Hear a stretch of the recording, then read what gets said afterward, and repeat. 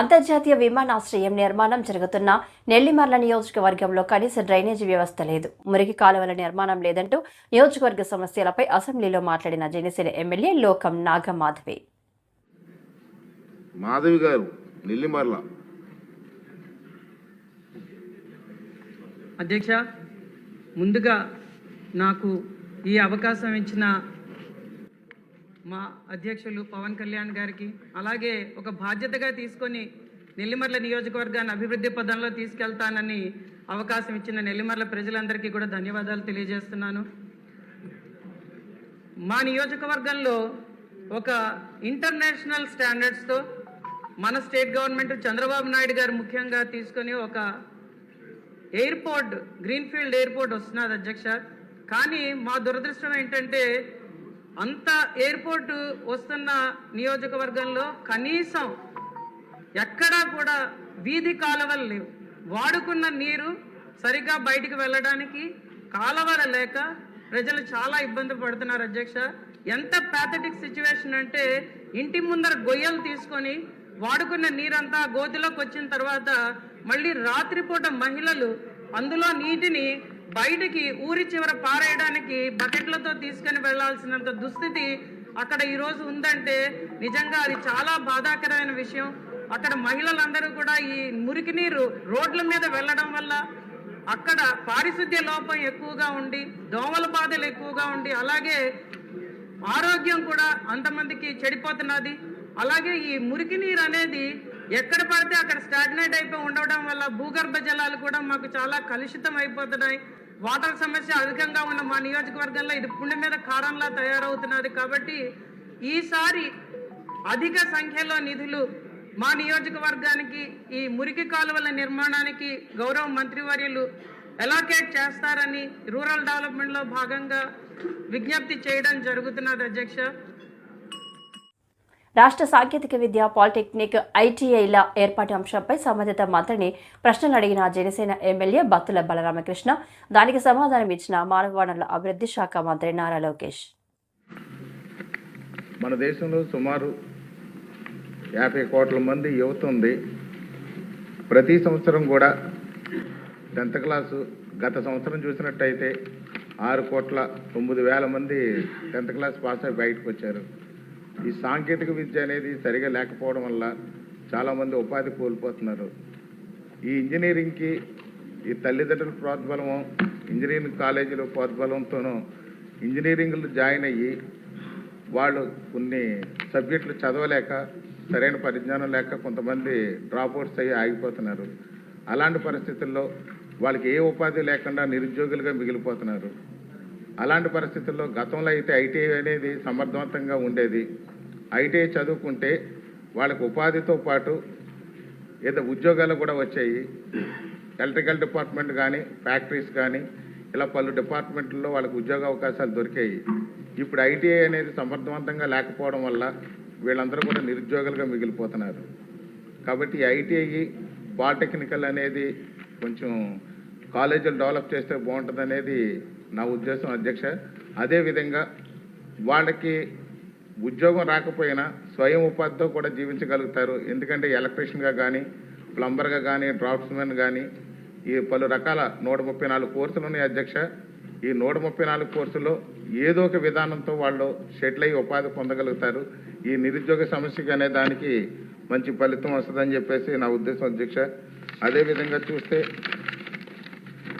దీంట్లో పూర్తి స్థాయిలో ఇప్పుడు ప్రైవేట్ కళాశాలలు ఉన్నాయి. ఐటీఐ అనేది, పాలిటెక్నికల్ అనేది, దాని మీద సరైనటువంటి పూర్తి పరిజ్ఞానం ఉన్నటువంటి ఈ యొక్క లెక్చరర్స్ కానీ, వాళ్ళకి సంబంధించినటువంటి బోధనా సిబ్బంది లేకపోవడం వల్ల వీళ్ళు మధ్యలోనే కూడా ఈ ఐటీఐ, పాలిటెక్నికల్ కూడా ఆగిపోవడం జరుగుతుంది.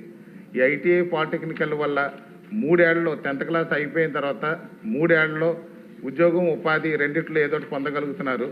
అలాంటి దానికి ప్రత్యేకం పెద్దపీట వేయాల్సిన అవసరం ఉందని భావిస్తున్నాను అధ్యక్ష. అదేవిధంగా అందమైన విశాఖ సిటీని గత ప్రభుత్వం పూర్తిగా నిర్లక్ష్యం చేసిందని, రోడ్లు, యూజీడీని సర్వనాశనం చేశారని ఆరోపించారు. విశాఖ సౌత్ నియోజకవర్గంలో పలు సమస్యలపై అసెంబ్లీలో మాట్లాడిన ఎమ్మెల్యే వంశీకృష్ణ. సభ్యులు వంశీకృష్ణ గారు. ధన్యవాదాలు అధ్యక్ష. ముందుగా ఈ హౌస్లో అడుగుపెట్టే అవకాశం కల్పించిన ఉప ముఖ్యమంత్రులు శ్రీ గౌరవ పవన్ కళ్యాణ్ గారికి, అలాగే ముఖ్యమంత్రి వర్యులు శ్రీ నారా చంద్రబాబు నాయుడు గారికి, అలాగే లోకేష్ గారికి ప్రత్యేకమైన ధన్యవాదాలు తెలియజేస్తూ నియోజకవర్గ ప్రజలకు కూడా ప్రత్యేకమైన ధన్యవాదాలు అధ్యక్ష. విశాఖపట్నం సిటీ అన్నది ఒక బ్యూటిఫుల్ సిటీ అధ్యక్ష. గత ప్రభుత్వం ఈ సిటీని పూర్తిగా నిర్లక్ష్యం చేస్తూ ముఖ్యంగా రోడ్లు, యూజీడీ వ్యవస్థని సర్వనాశనం చేశారు అధ్యక్ష. వీటన్నిటి దృష్టిలో పెట్టుకొని ఇవాళ మంత్రి గారికి అడగడం జరుగుతూ ఉంది. గత ప్రభుత్వం మీకు అందరికీ తెలిసిన విషయమే అధ్యక్ష, రుషికొండ ప్యాలెస్ లేకపోతే తనకు సొంతంగా ఆదాయ వనరుల మీద మనసు పెట్టారు తప్ప విశాఖపట్నాన్ని కనీసం అభివృద్ధికి నోసుకోకుండా ఇవాళ అడ్డుకున్నది ఆ ప్రభుత్వం అధ్యక్ష. నేను మీ ద్వారా మంత్రి గారికి కొన్ని అడుగుతా ఉన్నా అధ్యక్ష. ముఖ్యంగా విశాఖపట్నం సౌత్ నియోజకవర్గం అన్నది దాదాపుగా బ్రిటిష్ కాలం నాటి వ్యవస్థ ఉంది అధ్యక్ష అక్కడ. ఎందుకంటే మొత్తం కూడా ఓల్డ్ సిటీ అధ్యక్ష. అక్కడ అండర్ గ్రౌండ్ డ్రైనేజ్ వ్యవస్థ మొత్తం చిన్న చిన్న వర్షాలు పడినా కూడా పూర్తిగా అక్కడ బ్లాక్ అయిపోయి ఆ వాటర్ అంతా కూడా ఇళ్లలోకి వెళ్ళిపోతుంది అధ్యక్ష. ఒక పక్క పోర్టు కాలుష్యం, మరో పక్క ఈ వాటర్తో చాలా వ్యవస్థలు ఆ యూజీడీ వ్యవస్థ అస్తవ్యస్తంగా ఉంది అధ్యక్ష. నేను అడుగుతా ఉన్న అధ్యక్ష మంత్రి గారికి మీ ద్వారా ఎన్ని ఎస్టీపీలు ఉన్నాయి ప్రజెంట్ ఇవాళ విశాఖపట్నంలో, వాటిని మెయింటెనెన్స్ ఆపరేషన్ జరుగుతుందా? ఆ ఎస్టీపీలు సామర్థ్యం ఇప్పుడు వస్తున్నటువంటి మురికి నీరుకి సరిపోతుందా? ఇప్పుడు వాళ్ళు ఇచ్చినటువంటి ఫిగర్స్ అధ్యక్ష దాదాపుగా 14 లక్షల జనాభాకు అంటే 16% పూర్తి అవుతుంది అయిందని చెప్పేసి మంత్రి గారు చెప్తారు అధ్యక్ష. దాన్ని ఒకసారి వెరిఫై చేయాలని నేను కోరుకుంటున్నాను అధ్యక్ష. అలాగే ఇది ఎన్ని రోజుల్లో కంప్లీట్ చేస్తాం అన్నది చాలా ముఖ్యమైన ప్రశ్న అధ్యక్ష. అనుకున్న ఎన్ని రోజుల్లో అవుతుంది, దీనికి ఇంకేమైనా ప్రత్యేకమైన చర్యలు చేపట్టారా, ఇంకేమైనా కొత్త ఎస్టీపీలు పెడుతున్నారా అని దీని మీద మంత్రి గారిని అడుగుతున్నా అధ్యక్ష. దీని మీద పూర్తిగా ఒక అవగాహన చేసుకుని యూజీడీ వ్యవస్థని పూర్తిగా ఇంప్లిమెంట్ చేయాల్సిన బాధ్యత మనందరం కూడా ఉంది అధ్యక్ష. ముఖ్యంగా సౌత్ నియోజకవర్గంలో దాని మీద పూర్తిగా మంత్రి గారు కొంచెం ఆహ్వానం తీసుకొని దాని మీద ప్రత్యేకమైన చర్యలు తీసుకోవాలి. పోలవరం ప్రత్యేక హోదా, సూపర్ 6 హామీల ప్రస్తావన ఎక్కడ? నెల రోజుల్లో 14,200 కోట్ల అప్పు ఏమైంది? ఆ మొత్తం ఎవరెవరి జేబుల్లోకి వెళ్ళింది? YSRCP MLA Chandrasekhar fire. చేసినటువంటి మంచి కార్యక్రమాలను కూడా నిందించడం కోసం మాత్రమే వారి ప్రసంగం ఆద్యాంతం కూడా సాగింది అనేది ఒక్కసారి మనం గమనించాలి. వారి యొక్క ప్రసంగం కేవలం ప్రతిపక్ష పార్టీని తిట్టడానికో, ప్రతిపక్ష పార్టీ మీద దుమ్మెత్తిపోయడానికో వారి ఆ ప్రసంగాన్ని ఉపయోగించారు తప్ప ఈ 5 ఏళ్ల కాలంలో ఈ కూటమి ప్రభుత్వం ఈ రాష్ట్ర ప్రజల కోసం, ఈ రాష్ట్ర ప్రయోజనాల కోసం, రాష్ట్ర అభివృద్ధి కోసం ఎలాంటి చర్యలు చేపట్టబోతుందో, ఏ విధమైనటువంటి విధి విధానాలతోటి ముందుకు వెళుతుందో దాని గురించి ఎక్కడ కూడా ప్రస్తావించకపోవటం కొంత ఆశ్చర్యాన్ని కలిగించింది, విస్మయాన్ని కూడా కలిగించింది. ఈ రాష్ట్రంలో ఉన్నటువంటి అనేక సమస్యల మీద ఎక్కడా కూడా ఊసేలేనటువంటి ఈ ప్రసంగంలో పోలవరాన్ని ఎప్పటికి నిర్మిస్తారో, అసలు నిర్మిస్తారా లేదా, ప్రత్యేక హోదాకి సంబంధించి ఎలాంటి విధి విధానాలతోటి ప్రభుత్వం ముందుకు వెళుతుంది దానికి సంబంధించి ఏ ఒక్క మాట లేదు. దానితో పాటుగా అమరావతిని నిర్మిస్తామని చెప్తున్నారు. ఎప్పటి వరకు నిర్మిస్తారు, ఎలా నిర్మిస్తారు, ఏ విధంగా ప్రజలకు ఉపయోగపడేటటువంటి రాజధానిని ఇక్కడ నిర్మించబోతున్నారు చెప్పేటటువంటి ప్రయత్నం కూడా జరగకపోగా కేవలం చంద్రబాబు నాయుడు గారి యొక్క 2014-19 కాలంలో అద్భుతాలు జరిగినట్టుగా వారు మాట్లాడడం అనేది చాలా శోచనీయంగా మనకు కనపడుతుంది.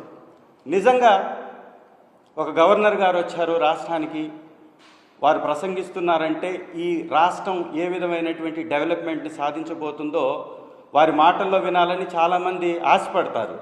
కానీ వారి ఆశలన్నీ కూడా గల్లంతయ్యాయి.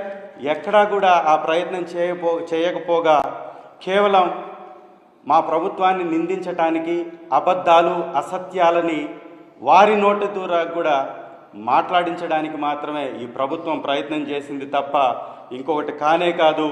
వారు ఇచ్చినటువంటి హామీల విషయంలో, ఏ విధంగా ఆ హామీల్ని నెరవేర్చబోతున్నారు, ఏ విధంగా ఆ హామీల్ని ప్రజలకి ఎప్పటి నుండి ఇవ్వబోతున్నారు, వాటికి సంబంధించి ఎక్కడా కూడా ఊసే లేదు.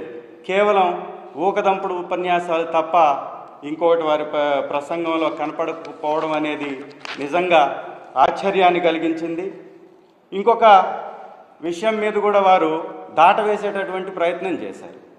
సూపర్ 6 పేరుతోటి హామీలు ఇచ్చినటువంటి ప్రభుత్వం ఆ సూపర్ 6ని ఎప్పటి నుంచి అమలు పరుస్తుందో చెప్పకపోగా వాటికి సంబంధించినటువంటి విధి విధానాల గురించి కూడా ఎక్కడ ప్రస్తావించకపోవటం ఆశ్చర్యంగా అనిపిస్తుంది. గవర్నర్ గారి ప్రసంగంలో 39వ పాయింట్ని కానీ ఒకసారి గమనిస్తే ఈ హామీలను మొత్తాన్ని కూడా అమలు పరచడానికి ఆర్థిక పరిస్థితి బాగలేదు అనే విధంగా అర్థం వచ్చే విధంగా వారు మాట్లాడడానికి కానీ గమనించినట్లయితే, చంద్రబాబు నా మొదటి పనే తిరుమల నుంచి ప్రక్షాళన మొదలు పెడుతున్నా అని ఎందుకు చెప్పారో ఇప్పుడు అర్థమైంది అని దేవాదాయ శాఖ మంత్రి అన్నారు.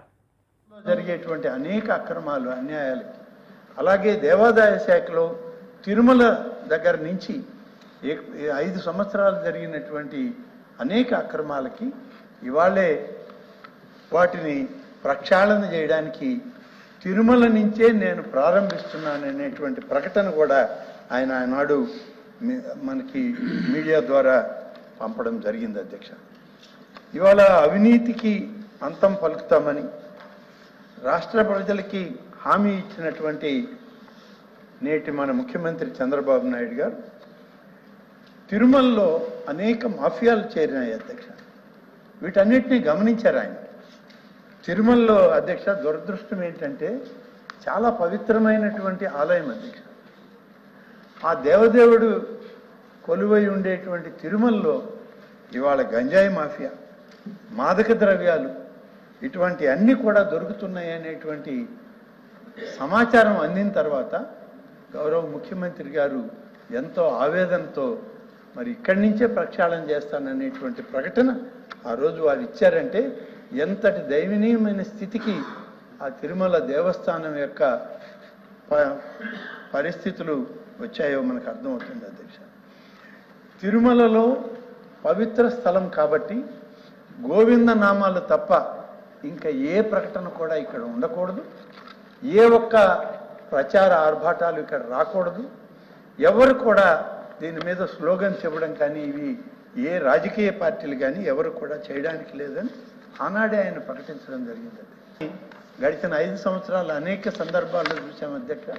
రాజకీయ నాయకుల మీద వాళ్ళు అనేకమైన ప్రకటనలు, వాళ్ళకి నచ్చిన నాయకుల్ని పొగడుకోవడం, వాళ్ళకి కావాల్సిన నినాదాలు, ఆఖరికి అధ్యక్ష వాళ్ళ పార్టీ జెండాలను కూడా కార్లకు కట్టి వాళ్ళు తీసుకుపోతుంటే మరి అక్కడ ఉన్నటువంటి సిబ్బంది, పోలీస్ సిబ్బంది దాన్ని ఆపి జెండాలు తీయమంటే అధికారుల మీద, ఆ పోలీస్ అధికారుల మీద కూడా తిరుగుబాటు చేసి దౌర్జన్యం చేసిన సంఘటనలు తిరుమలలో మనం చూసాం అధ్యక్ష.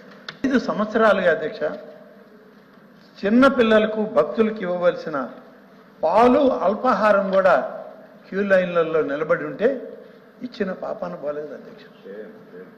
ఎంత బాధాకరం అధ్యక్ష. ఒక్కొక్క రోజు కనీసం 15 గంటల నుంచి 24 గంటలు, 30 గంటలు కూడా స్వామివారి దర్శనానికి క్యూ లైన్లలో భక్తులు పసిబిడ్డలను పెట్టుకొని ఉంటే పాలు, అల్పాహారం ఇచ్చిన సందర్భాలు లేవు. మన ప్రభుత్వం ఈనాడు ముఖ్యమంత్రిగా చంద్రబాబు నాయుడు గారు రాగానే దీన్ని మార్పు చేయండి, క్యూ లైన్లలో ఉన్న పసిబిడ్డలకి పాలు, అల్పాహారం సమయం గడిచే కొంది ఎంత సమయంలో ఏ సమయంలో ఏది ఇవ్వాలనో అవన్నీ ఆ క్యూ లైన్లలో ఉన్న భక్తులకి ఆ యొక్క తిరుమల తిరుపతి దేవస్థానం నుంచే అన్ని కూడా సరఫరా చేయాలని ఆదేశాలు ఇవ్వడం. గత జగన్ రెడ్డి ప్రభుత్వంలో పోలీసు వాహనాలు కొని వాటికి డబ్బు కట్టనందుకు మహీంద్రా వాళ్ళు ఏపీ పోలీసుని బ్లాక్ లిస్టులో పెట్టారు. మేము వచ్చిన తర్వాత అవి కట్టాల్సిన పరిస్థితి. గత 5 ఏళ్లు పోలీసు వ్యవస్థ నిర్వీర్యం చేసి ఇప్పుడు పులివెందుల ఎమ్మెల్యే డొల్లా కబుర్లు చెప్తున్నాడు అని హోంమంత్రి అనిత మాజీ సీఎం పైన సెటర్లు వేశారు. గత 5 సంవత్సరాల్లోని కూడా రాజకీయ అవసరాల గురించి, వాళ్ళ రాజకీయ ప్రయోజనాల గురించి పోలీసు వ్యవస్థని క్లియర్గా చెప్పాలంటే నిర్వీర్యం చేసేశారు అధ్యక్ష. అంటే పోలీసు వ్యవస్థ, పోలీస్ డ్యూటీలు, శాంతి భద్రతలు కాపాడుకోవడాలి అన్న డ్యూటీలు తప్పించి ప్రతిపక్షాల నేతలు ఇంట్ల దగ్గర కాపలా కాయటానికో లేకపోతే వాళ్ళకి పరదాలు కట్టడానికో అంతవరకే వాళ్ళని ఉంచేసిన పరిస్థితి కూడా మనం చూస్తున్నాం. దానిలో భాగంగానే కనీసం పోలీస్ వ్యవస్థకి ఏదైతే వాళ్ళకి పోలీసు బలోపేతానికి కానీ అదేవిధంగా వాళ్ళ వెల్ఫేర్ గురించి కానీ వాళ్ళకున్న చిన్న చిన్న ఇమ్యూనిటీస్ గురించి కూడా ఎక్కడ కూడా ఆలోచన చేయకుండా మొత్తం అంతా నిర్వీర్యం చేసిన పరిస్థితి వచ్చింది అధ్యక్ష. ఇప్పుడు ఇందాక మన ఎమ్మెల్యేగా అడిగారు అధ్యక్ష, ఈ వీఆర్లో ఉన్న వాళ్ళ పరిస్థితి గురించి. నిజంగా వీఆర్లో ఉన్న వాళ్ళ పరిస్థితి చూస్తాను అధ్యక్ష, ఒక్కొక్కసారి వాళ్ళకి 6 months వరకు వీఆర్లో ఉంటారు. తర్వాత 6 months తర్వాత వాళ్ళకి ఆ జీతభత్యాలు ఇవ్వాల్సిన అవసరం కూడా ఉంటుంది అధ్యక్ష. కాకపోతే ఈ రోజుకి కూడా లాస్ట్ 5 సంవత్సరాల పరిస్థితి ఎలా తీసుకున్నారంటే పోలీస్ డిపార్ట్మెంట్లో కొంతమంది అఫీషియల్స్ని వాళ్ళకి నచ్చకపోయినా క్యాస్ట్ బేస్ చేసుకొని వాళ్ళకి రాజకీయంగా వాళ్ళకి అనుకూలంగా ఉండరు అనుకున్నా, వాళ్ళకి వ్యతిరేకంగా ఒక పని చేసినా, వాళ్ళు చెప్పిన పని చేయకపోయినా కూడా వాళ్ళు చాలా క్లియర్గా వాళ్ళందరినీ తీసుకెళ్లి వీఆర్లో పెట్టడమే కాకుండా 2 సంవత్సరాలు 3 సంవత్సరాలు కూడా జీతభత్యాలు లేకుండా వాళ్ళ చేత పని చేయించుకున్న పరిస్థితి కూడా మా దృష్టికి వచ్చింది అధ్యక్ష. ఎట్టి పరిస్థితుల్లోనే అలాంటి వాటి మీద ఫర్మ్గా ఉంటాము. డెఫినెట్గా వాళ్ళకి జీతభత్యాలు ఇచ్చే పరిస్థితి కూడా ఇప్పుడు మేము తీసుకుని వస్తాం అధ్యక్ష. అదేవిధంగా వాళ్ళందరికీ కూడా ఇందాక సార్ అన్నారు కనీసం పిల్లలకి చదివించుకోవడానికి కానీ పెళ్లి చేసుకోవడానికి కానీ. సార్ ఇక్కడ ఒక విషయం చెప్పాలి, సుమారుగా గవర్నమెంట్ ఎంప్లాయీస్ తాలూకా జీపీఎఫ్ అంతా కూడా డైవర్ట్ చేసేసాడు లాస్ట్ 5 yearsలో. దానికి కోర్టుకి వెళితే టెక్నికల్గా ఏం చెప్పారంటే అన్ఎక్స్పెక్టెడ్గా వెళ్ళిపోయింది డబ్బులు, మాకు సంబంధం లేకుండా వెళ్ళిపోయిందని ఆన్సర్ కూడా గవర్నమెంట్ నుంచి కోర్టుకి వెళ్ళిన పరిస్థితి కూడా మనం చూస్తూ ఉంటే సిగ్గుపడాలి ఈరోజు. అంటే వాళ్ళు దాచుకున్న వాళ్ళ సొమ్ము కూడా వాళ్ళకి తిరిగి ఇవ్వడానికి కూడా లాస్ట్ గవర్నమెంట్ 5 సంవత్సరాల్లో కూడా జగన్మోహన్ రెడ్డికి మనసు రాలేదు అధ్యక్ష. ఈ రోజు తిరిగి పోలీస్ వ్యవస్థల గురించి, విధానాల గురించి, రాజ్యాంగం గురించి ఆయన మాట్లాడుతుంటే కొంచెం మనందరూ కూడా ఇబ్బంది పడాల్సిన అవసరం ఉంది అధ్యక్ష. లాస్ట్ 5 years ఇంకోటి అధ్యక్ష, మనకి వెహికల్స్ గురించి కూడా ఇందాక చెప్పారు, వెహికల్స్ గురించి కూడా చాలా క్లియర్గా చెప్పాం. డెఫినెట్గా కొత్త వెహికల్స్ తీసుకోవడానికి గవర్నమెంట్కి ప్రతిపాదన పంపిస్తున్నాం అధ్యక్ష. ప్రతి చోట కూడా వెహికల్స్ మీరు అన్నదైతే వాస్తవం అండి, వెహికల్స్ చాలా ఇబ్బందిగా ఉంది. అంటే స్క్రాప్కి వెళ్ళిపోయే వెహికల్స్ 15 yearsకి ఎట్టి పరిస్థితుల్లోనే స్క్రాప్కి ఇచ్చేయాలి. ఆ వెహికల్స్ అన్ని కూడా చాలా ఉన్నాయి, ఇంచుమించు 50% మనకి కొరత అయితే ఉంది, దానికి కూడా అధిగమిస్తాం. అదేవిధంగా మనందరికీ కూడా 120 లీటర్ల గురించి చెప్పారు అధ్యక్ష. యాక్చువల్గా అయితే ఏజెన్సీ లెవెల్లో విశాఖ మున్సిపల్ కార్పొరేషన్ కమిషనర్గా పి సంపత్ కుమార్ మంగళవారం పదవి బాధ్యతలు స్వీకరించారు. ఈ సందర్భంగా ఆయన మాట్లాడుతూ విశాఖ ప్రజల సమస్యలపై అధ్యయనం చేసి పూర్తి స్థాయిలో పరిష్కరించే దిశగా ముందుకు వెళ్తారని కమిషనర్ అన్నారు. గ్రేటర్ విశాఖ నూతన మున్సిపల్ కమిషనర్గా బాధ్యతలు స్వీకరించిన పి సంపత్ కుమార్ గ్రేటర్ విశాఖ నూతన మున్సిపల్ కమిషనర్గా నియమించిన పి సంపత్ కుమార్ మంగళవారం జీవీఎంసీ కార్యాలయంలో పదవి బాధ్యతలు స్వీకరించారు. కమిషనర్కు జీవీఎంసీ అధికారులు పుష్పగుచ్చాలతో స్వాగతం పలికారు. ఎన్టీఆర్ జిల్లా జాయింట్ కలెక్టర్గా పనిచేసిన సంపత్ కుమార్ని ప్రభుత్వం తాజా బదిలీలో గ్రేటర్ విశాఖ కమిషనర్ నియమించారు. ఈ సందర్భంగా ఆయన మాట్లాడుతూ విశాఖ నగర అభివృద్ధికి కృషి చేస్తామని తెలిపారు. విశాఖలో ప్రజల సమస్యలపై అధ్యయనం చేసి పూర్తి స్థాయిలో పరిష్కరించే దిశగా ముందుకు వెళ్తానని గ్రేటర్ విశాఖ నూతన కమిషనర్గా బాధ్యతలు స్వీకరించిన పి సంపత్ కుమార్ అన్నారు. జీవీఎంసీ కార్యాలయంలో బాధ్యతలు స్వీకరించిన అనంతరం మీడియా సమావేశంలో మాట్లాడుతూ ప్రజలకు ఏ సమస్య వచ్చినా అందుబాటులో ఉంటానని అన్నారు. మీడియా ప్రజాప్రతినిధులతో మమేకమై ప్రజలకు అండగా ఉంటానని గ్రేటర్ విశాఖ మున్సిపల్ కమిషనర్గా బాధ్యతలు అప్పగించిన రాష్ట్ర ముఖ్యమంత్రి చంద్రబాబుకు ఈ సందర్భంగా ధన్యవాదాలు తెలిపారు. ప్రభుత్వం చాలా చక్కటి అవకాశం ఇచ్చింది. గౌరవ ముఖ్యమంత్రి గారు జీవీఎంసీ కమిషనర్గా నన్ను ఇక్కడ అపాయింట్ చేసినందుకు ముందుగా కృతజ్ఞతలు తెలియజేసుకుంటూ, ఇక్కడ జీవీఎంసీకి సంబంధించినటువంటి పరిస్థితులు కొంత నాకు స్వచ్ఛాంధ్ర కార్పొరేషన్ ఎండీగా పనిచేసినప్పుడు కొంతవరకు తెలుసు. అందమైనటువంటి నగరం, ఇక్కడ ప్రజలు చాలా చక్కగా ఉంటారు. ఇప్పుడున్న మన భారతదేశంలో స్వచ్ఛ సర్వేక్షణ్ యొక్క ర్యాంకింగ్లో వైజాగ్ నగరం చాలా ఎక్కువ ప్రతిభ చూపించాల్సినప్పటికీ కూడా లెగసీ వేస్ట్ ఉండడం వల్ల ఇక్కడ మనం ర్యాంకింగ్లో కిందకు ఉన్నప్పటికీ కూడా నేను చూసినటువంటి అనేక నగరాల్లో మన నగరం చాలా అందమైనటువంటి నగరం, చాలా శుభ్రమైనటువంటి నగరం.